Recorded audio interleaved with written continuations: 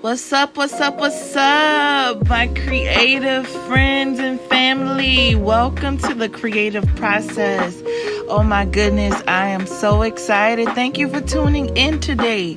You're in for a treat. I'm going to have a candid, curated conversation with DJ Arie Spins about her creative process. So stick around, share this post, and tune in.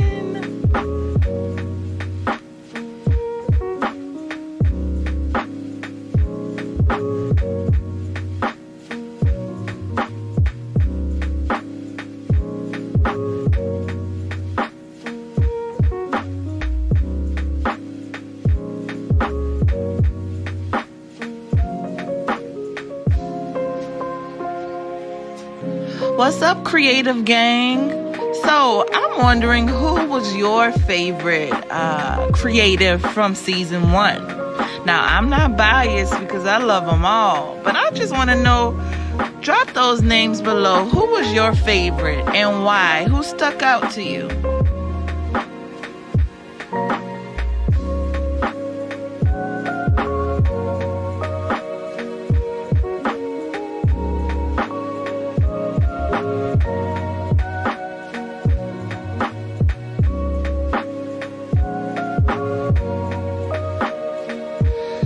I hope you're having a good day, and guess what? It's about to get better. I'm so excited about this creative conversation that we're about to have. Again, make sure you share this post, like it, love it, show some hearts if you've been excited, enjoying the conversations.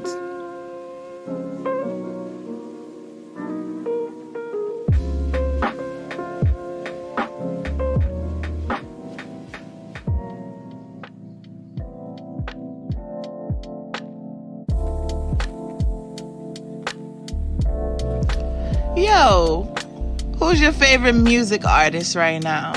Drop it in the comments below.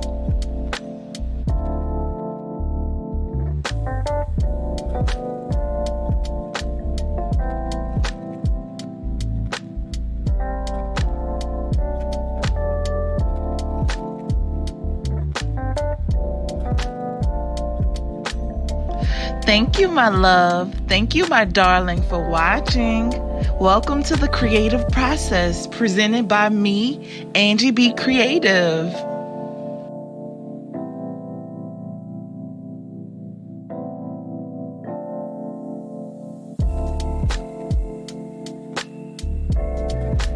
What's up, what's up, what's up, my creative friends and family? Welcome to the creative process. Oh my goodness, I am so excited. Thank you for tuning in today. You're in for a treat. I'm going to have a candid, curated conversation with DJ Arie Spins about her creative process. So stick around, share this post, and tune in.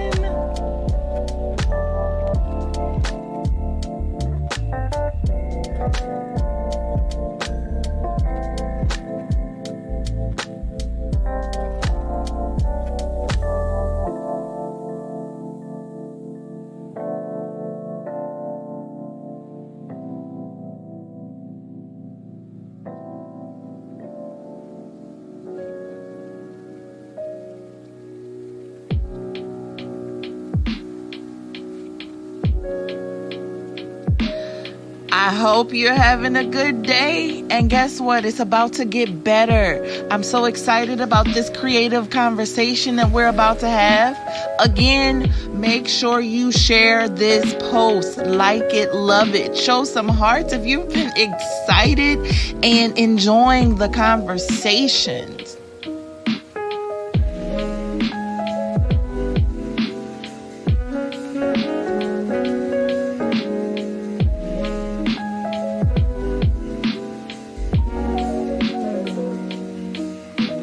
Thank you, my love. Thank you, my darling, for watching. Welcome to the creative process presented by me, Angie Be Creative. All right. Well, hello, and welcome to another episode of the Creative Process. Y'all, I'm just so excited about this whole endeavor. Y'all like, why are you so excited? God gave me this vision, and it's just been so good to connect with other creatives and just to spotlight what they're doing and to delve into their creative process. So it's been so cool. Who am I? If you don't know me, my name is Angie B. Angie Be Creative, and I sing. I am the creator and the host of this show, The Creative Process. I'm a media director, a videographer, a video editor, and more. Yeah, us creatives, we wear a lot of hats, right? So enough about me. Let's talk about my sister, this Renaissance woman, this multifaceted creative, DJ Arie Spins. Girl, what's going on? What's up, sis? Hey, everybody. How you doing today? I'm excited to be here. I'm doing very well. How are you? I'm good. Thank you for asking, girl. Good. Excellent. Yes. Let's hop into this interview because I'm so excited. So now it's time for you to get initiated into the creative gang. Yes. Uh-oh. Be easy. That's our sign. You got it? I got it.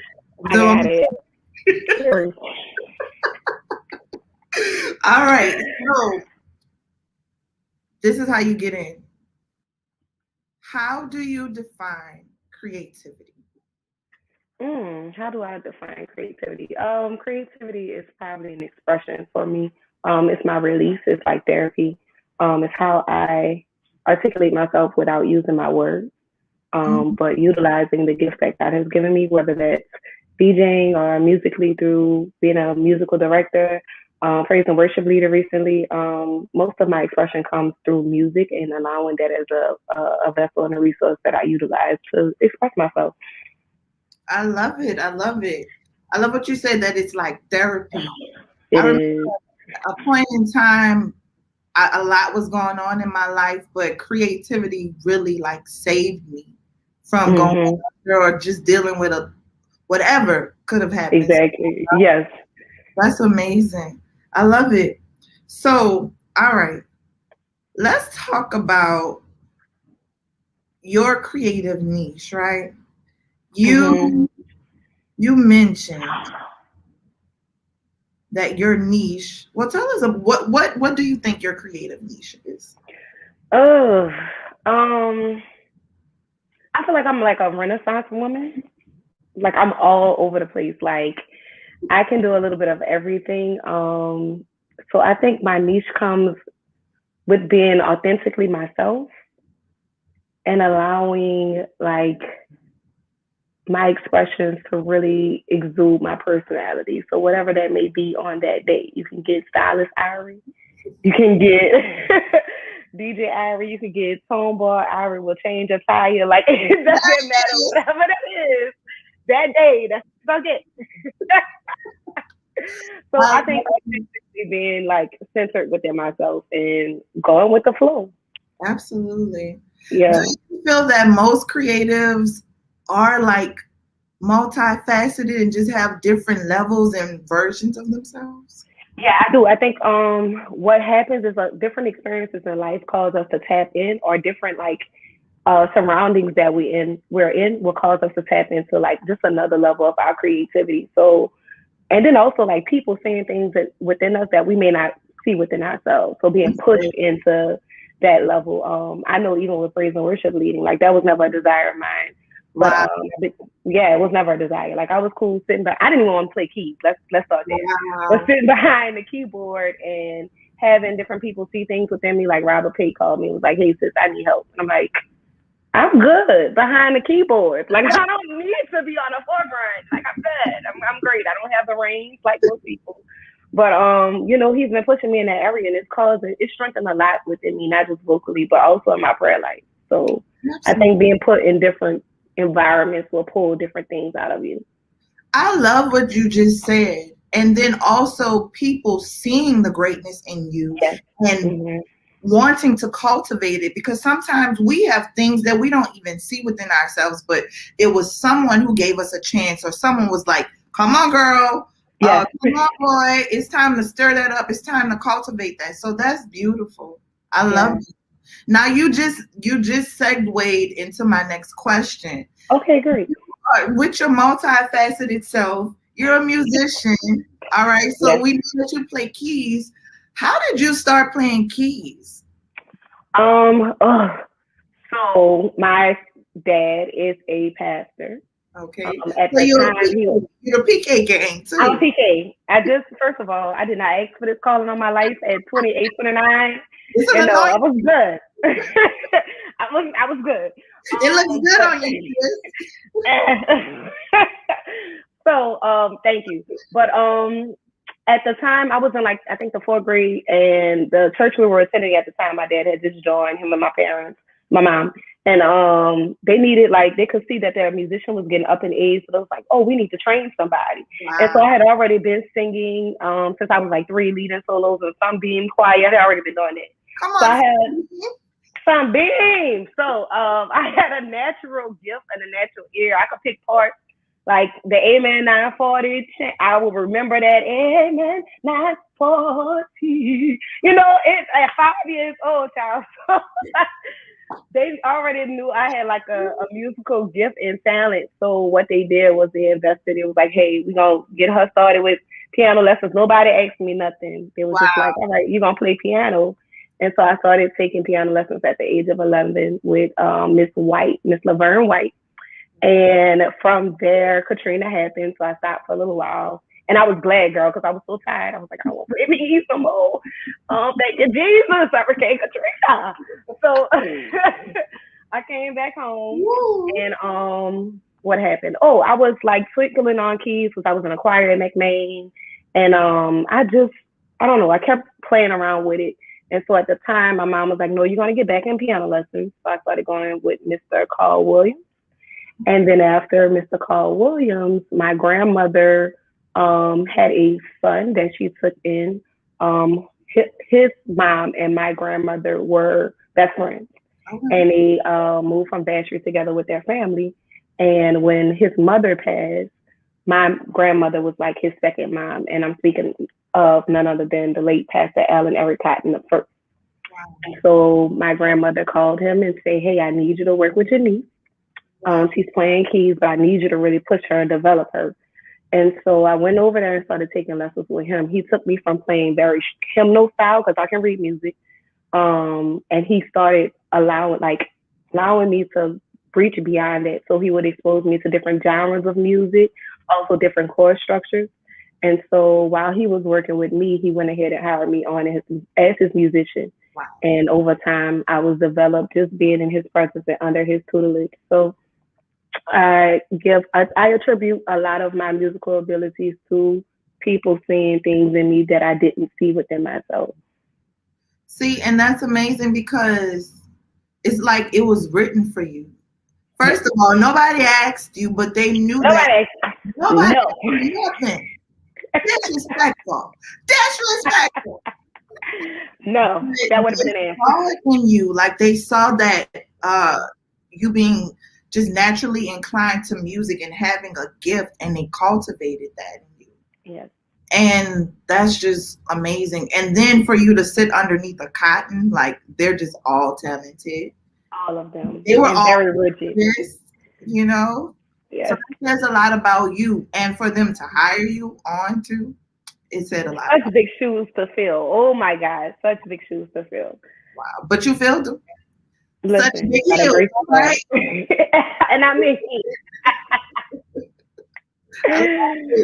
So okay, it seems like the theme of your life is just being thrown into places that you want to be, right? Yes. So talk about the praise and worship side. How that came about, and just what is that like for you? I love being of service to other people, and I lean on a relationship that I've been able to sustain over time. And anytime any of my friends or those individuals that I've looked up to call me, I'm there.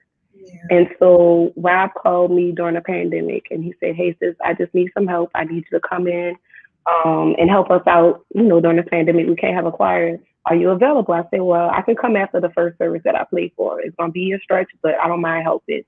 And so I was there from the beginning of, I guess, phase one, and I've been there since. And so I guess through my service and my faithfulness, and I wasn't aware that Pastor Gordon had been watching me for a while, and they allowed me to, well, they pushed me, let me say that, to lead praise and worship one Sunday. And I thought about it. I said, well, let me try it. Let me see. And the spirit moved so high to the point where I was taken aback, number one, and challenged and convicted.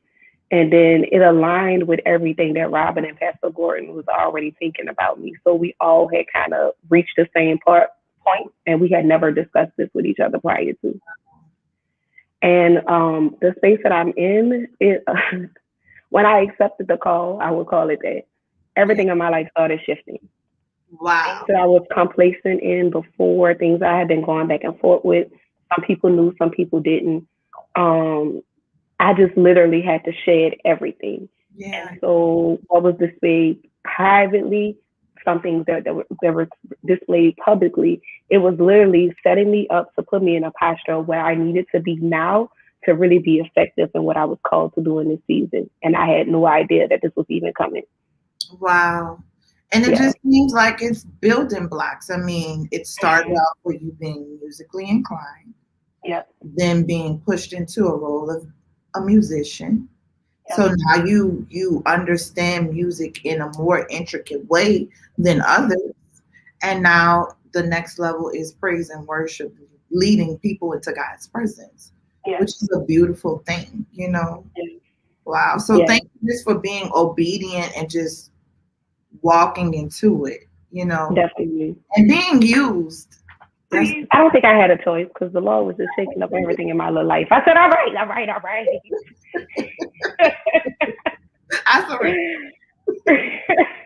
I love it. So you're just so multifaceted. Wait, so let's take a moment. I want the people to go and follow you on Instagram at DJ Arie Spins, ones and twos. So we're about to move into that portion of yourself. I just love, I'm going to say it again, how creatives are just so multifaceted. Like we're like diamonds. Like we have so many different angles and cuts to us. So it's just a beautiful thing, you know? You never know what's coming. Absolutely. So wait, come on. Like I love when you called yourself a vibe curator. Oh my God. Like listen, I can't take credit for that. One of my close friends actually sent that to me and was like, the vibe curator. And I was like, okay, I love it. Yeah. That on your card. Don't y'all take that. Don't steal my stuff. He's the vibe curator, not you. I'm just playing out. But well, tell me, like, what does that mean to you? Like, just set the scene, paint the picture.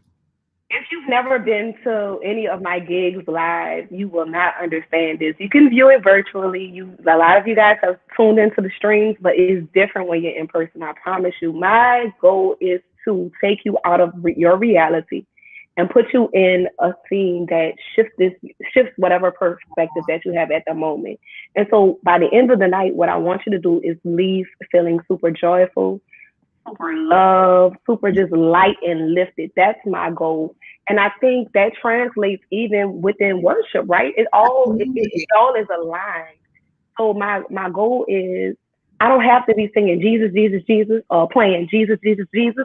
But by the time you leave, you should feel much more lifted and less heavy and focus on the realities of life. Absolutely. I love that. And Thank you. During the we're still in the pandemic, but in the beginning phases of it, when we were like stuck inside and some of us losing it because we just dealing with uncertainty and fighting depression and anxiety. And I remember you would come on, right? And you would just set the vibe, set the mood, and like really shift the atmosphere. And I would just remember looking forward to tuning in to what you were doing. I would even like sneak on my phone, that's that, while working at church. I hope nobody. And I'd be like, hey, real low, because I just loved what you were doing, you know. So thank you for that. Look, y'all, the information's below. Check her out. Check out her website. She is definitely a vibe curator. Yes. Check her out. She's open and available for bookings, and we're gonna get to that next, okay? But just again, thank you for that. So how did this start? Like, how did the whole DJing thing happen? So a lot of people don't know. I've been DJing about 5 years. What? Okay. Yes. But I wasn't taking it seriously. Let me tell y'all the backstory. So a lot of you probably still think that I teach at St. Catherine Drexel Preparatory High School. I do not. Okay. But that's where it started. One of my parents was barbecuing and trying to DJ at the same time for some fundraisers and stuff that we would have every year. And so I watched them, and I was like, wait, I think I could try my hand at it. Just, just going with the flow, being sporadic, typically like I am. So I said, yo, let me try it. He was like, all right. So I got up there, and I didn't have a board. I didn't know what I was doing, but I had an ear for music. So I would be able to tell what would flow better next. I didn't have any mixing skills, but I knew what would flow, in a good flow of things after each song. And so I started doing it, and I was like, all right, let me get on a mic, because we would have parades pass in front of us every year. So we would announce each parade, each school. So I said, I'm going to get on a mic. And so I did that, and people would come off the street, like literally, and say, hey, are you the DJ? Like, do you do parties? And I'm looking at them like, well, not officially, but, we can talk about that. And so from each year, I would go and do that in front of prep. And so I finally was like, you know what, I'm going to get a board. I'm going to start figuring this stuff out. So I did that. But I never had time, because I told y'all I have like 20 jobs, right? I teach full time. I'm a minister of music, all this other stuff. So I never had time.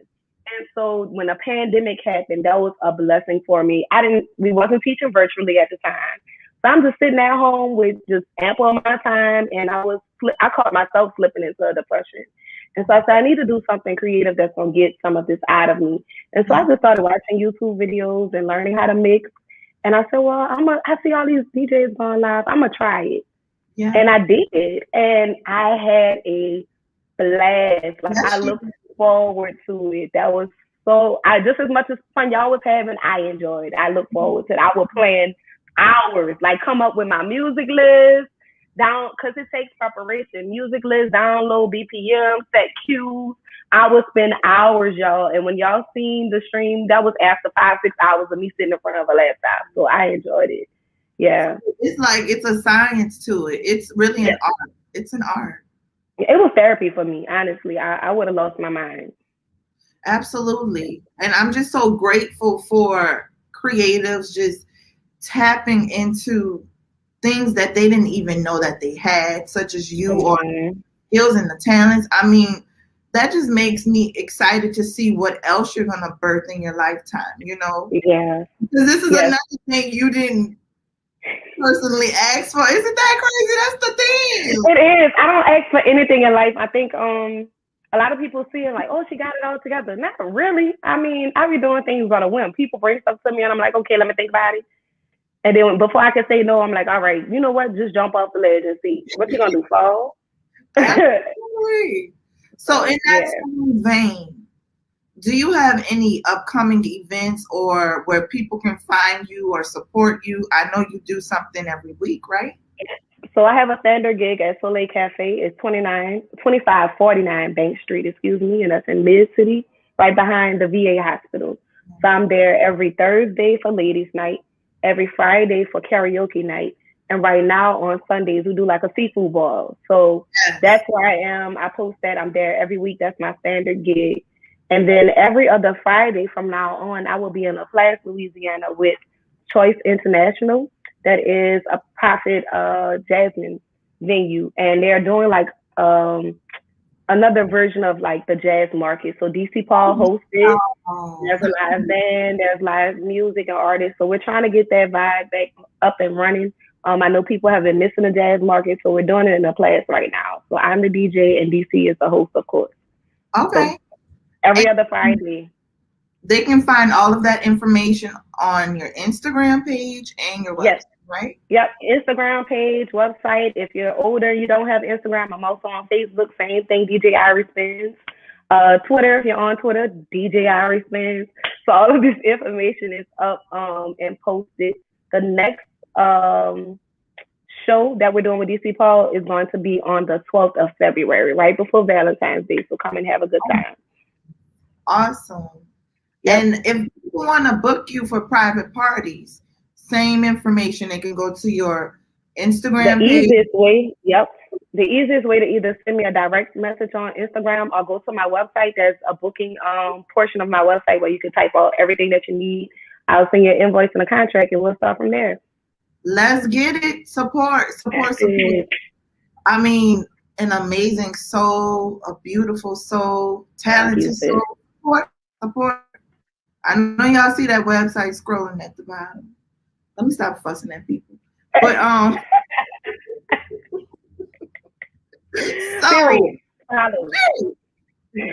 now this creative director that is about to be birthed. Oh, tell me about this. This just sounds so dope. Like, talk about that. Oh, Angie, you are getting hot off the press. Nobody else knows about this, and I cleared it with my business partner, Tashi Kolar. Many of you know her with TMC Photography. That's my good sister. That's my love. We are teaming up. I'm going to be the new creative director on an upcoming shoot for New Orleans artists. We are starting with males first, and then we're going to start with females after that. The goal is to give New Orleans creatives and artists a more polished presentation when it comes to photography and also with style. A lot of times what sets us apart or kind of like keeps us out of the same platforms or the same tables as other people is like our physical presentation at time, and that's super important. So what we want to do is give you guys a real polished look that you can utilize this for your branding, your marketing, also portfolios when you go to sit in rooms with people and you say, hey, I'm an artist, we want you to look like an artist. So that's the goal. Absolutely. So you're going to get all of that together. You're going to get a stylist. I'm going to help style you. Also with modeling. That's something else I had that was pulled out of me with Tashi. So I'm going to help you guys do all of that. And of course, Tashi is going to help on the photography and editing side of things. So look forward to that.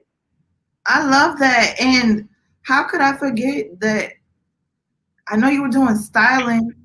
Yes. I mean, your style is impeccable. I mean, the way you things, I just love it. So I'm excited to see this collab and what's going to come out of it. And that is so true. A lot of people have that talent component, but they may not know how to put things together. They may not know how to do their makeup or their hair, or even to poise their posture themselves. So this is really great. I'm excited. Thank you.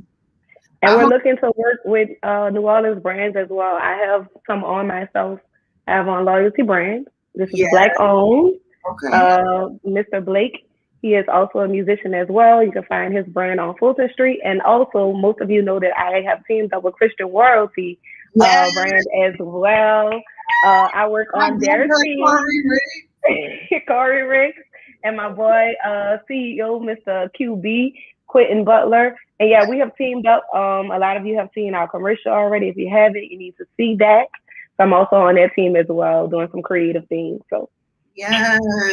Again, I want to emphasize her booking special. She has some specials coming up for the springtime. So tell the people a little bit about that. All right, y'all. So I have some specials coming up. I know a lot of people have had their weddings pushed back because of COVID.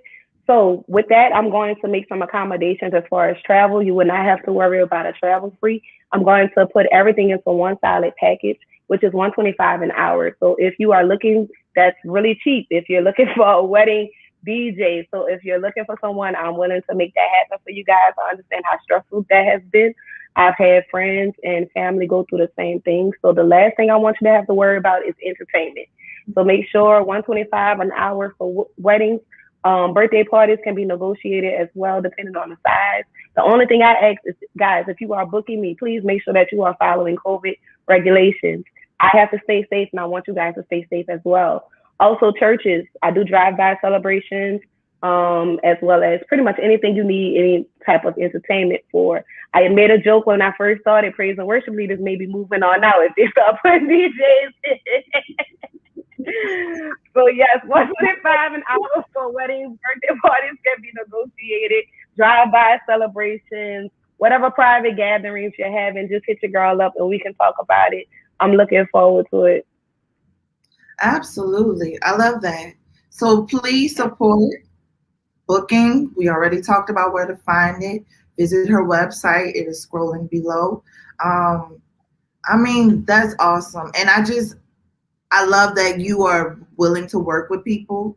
They're not people willing to negotiate, you know. Right. People are saying, this is my price. I'm sticking to it. So that's really, really cool. And that's a steal, guys. It's a steal. So support.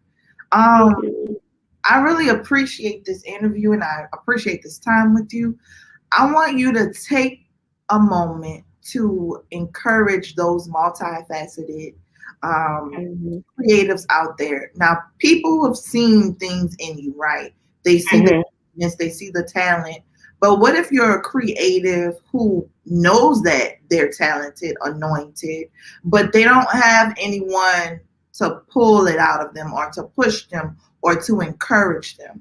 I want you to take a moment to start there. And if anything else is on your heart, speak to it. But I want you to take the time to encourage those creatives right now. I will take a moment and just say that I've been in that space, even with people pushing me, because we understand how spirits can come into your head and cause you to even doubt yourself, even when you have a fan base or a support team around you and behind you. What I would say is take a moment just in silence and really think about what God has given you and what's the purpose behind it. Don't worry about how effective you think you are at it or what your limitations may be, because there's a reason why He's put it in you, and we all are designed and made in specific ways that is going to touch a specific crowd or atmosphere of people. So what He's giving you is really unique, and what He's giving you is needed, because if it wasn't needed, He wouldn't have deposited it in you in the first place anyways. And so I would say that, and I also would say take some time to be around other creatives that may have what it is that you feel like you're lacking. I spend a lot of time in conversation with not just Robert, but Vernon and some other people who are where I think I would desire to be and have the capacity or the skill sets that I feel like I'm lacking in. And so I would definitely encourage that. And then two other things beyond just the creative part, just have like a mentor that is worried about not just what you put out or what gifts that you have, but somebody that really is identifying with your character and someone that's concerned with your soul. A lot of times as creatives, we get to the point where we're so used to our gifts being utilized that it becomes, and I hate to put it this way, but it's the raw truth, it becomes prostitution. And so it's to the point where, how much can I pay for you to provide this gift? But you don't even realize I'm sitting down and I'm broken. I'm showing up and my life is in shambles. And a lot of times we feel as though, okay, as long as I put this out, then people will love me and like me. But what happens when you don't feel up to par, or if you don't measure up to a certain capacity or gift that's being desired of you? What happens then? So that would be my encouragement, to get someone around you that knows you for you and not just what you can contribute. Absolutely. And then the last part I would say is what saved my life is following those and being real with myself, but also therapy. Yeah. I shared this at my appreciation last year. I'm an advocate for holistic therapy. You choose what works for you, whether it's going to a spiritual mentor, pastor, or you want just a regular clinician. Find somebody that you can work with and help you figure all of this out. Yeah. Because life is heavy, life is hard. We are always in demand. And a lot of times you can get caught up in praising other people or fitting within the realms of what people desire of you and totally lose yourself. The last thing I'm gonna say is one thing I live by. My grandmother told me, if you live for man's approval, you'll die from their criticism. Wow. So please, by all means, take care of yourself. Find you some core people that's gonna hold you accountable, and just rely on the fact that whatever God's deposited in you is for a reason, and is useful, and is needed in this season.